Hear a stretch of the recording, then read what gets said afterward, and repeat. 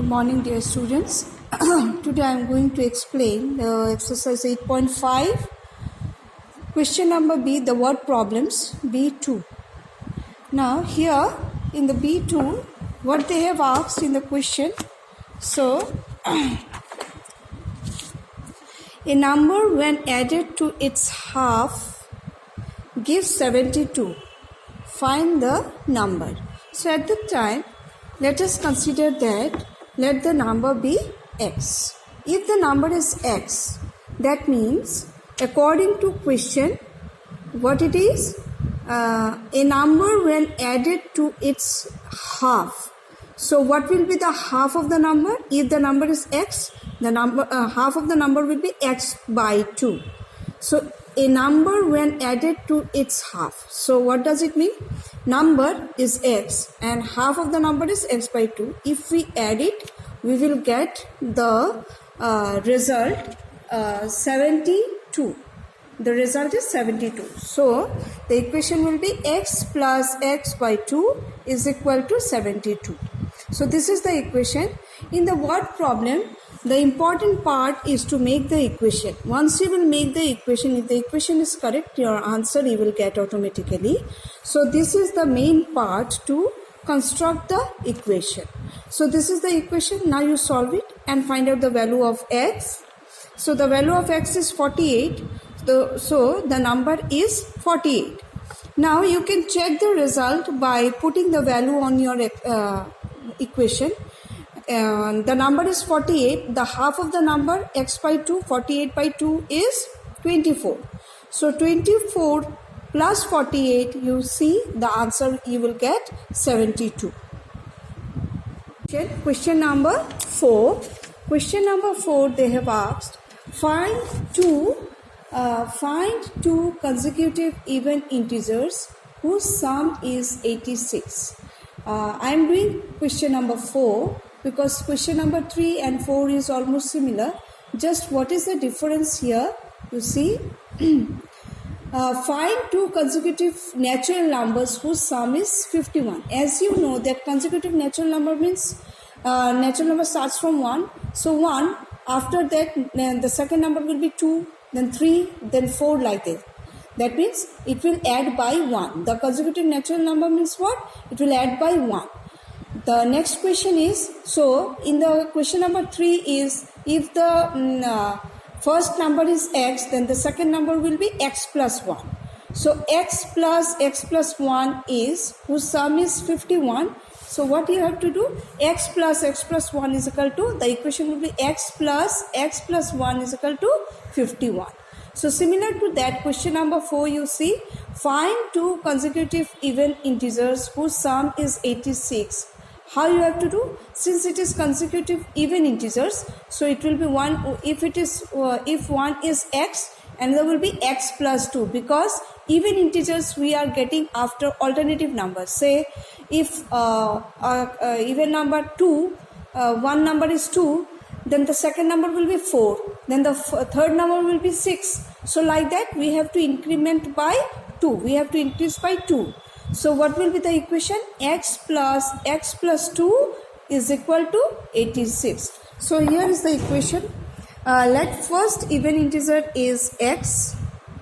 Then second even integer will be x plus 2. So according to the question, x plus 2 equal to 86. So you solve it, you will get the answer. So the number is 42, then the second number will be 44. So first number is 42, second number is 44. Question number 6 I am solving. Question number 6, question number 5, the sum of the digits of a 2-digit number is 10. So similar to that I am doing the question number 6. So question number 6 they have asked, the sum of the digits of a 2-digit number is 9. On reversing its digit, the new number obtained is 45 more than the original number. Find the number. Now, here you see, let the units digit of the number is equal to x. Now very very important question it is. Just you listen properly. Let the unit digit be x. Then since according to the question the sum of the digits is equal to 9, that means the unit digit and tens digit, if you add it you will get 9. Then what will be the value of 10th digit? If the unit digit is x, the 10th digit will be 9 minus x, because sum of two digits is 9. So the 10th digit will be 9 minus x. Now do you know how to form the number of two digit number? So let me show you. The number will be what? If it is unit digits means what? Say this is the unit digit, so it will be multiplied with 1 into x, plus in the tens digit, the digit you will multiply with 10. In the 100 digits, you will multiply the digit with the 100. In the 1000 digits, you will multiply with 1000. So like that you have to form the number. So here the tens digit is 9 minus x, so you have to multiply with 10 into 9 minus x plus x. So this is the digit you have to form.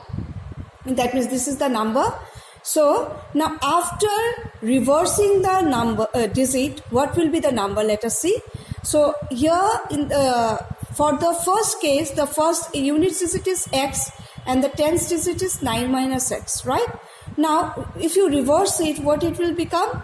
The unit digit is x, so it will go to the tens digit. So since we know that to form the number tens digit we have to multiply with 10. Since the x is reversed, that means x now it becomes a tens digit, so 10 into x plus unit digit now it is converted to 9 minus x. That means after revising the tens digit will go to the unit digit and unit digit will come to the tens digit. So 9 minus x, since your unit digit you have to multiply with 1, so 1 into 9 minus x. So the reverse, after reversing the number will be 10x plus 9 minus x. Now come to the question. According to the question, what they have given the equation, let us see. The sum of the digits of a two-digit number is 9. Okay. Now second part, you see, on reversing its digit, the new number obtained is 45 more than the original number. So 45 more than the original number. So new number, what is the new number? That means after reversing, what is the new number? This is the new number. It will be equal to 45 more than original. So this is the original number plus 45 more. So we will add with the original number 45. So this is the equation. You solve the equation, then you will get the value of x as 2. So the unit digit is x, and then in the next page unit digit is 2, and the tens digit will be then what? Since we know that in the question they have given sum of the two digit number is 9. So the tens digit is 9 minus x, so x is 2. So tens digit will be 9 minus 2 is equal to 7. So therefore the number is what? Unit digit is 2 and the tens digit is 7. So the number will be 7 into 2. Now here I am showing you how to form the number. Here 2 is the unit digit into 1 and tens digit is 7. So 10 into 7.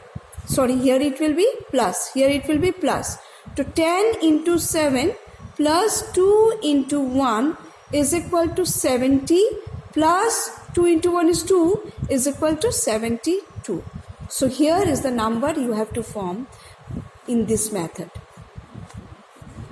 Question I am going to solve question number 9. So let us have a look. 4 years ago, my father's age was 4 times that of my age.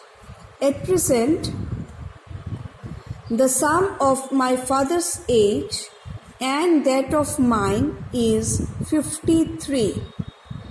What is my father's present age? So the question, what you will do, always you take the present age as x. So in question number 9, what is my father's present age? So I have taken the son's age is x, and the father's age will be 53 minus x according to question. You can see at present the sum of my father's age and that of mine is 53 years. So you can take here the father's present age x, and the son's age will be 53 minus x automatically.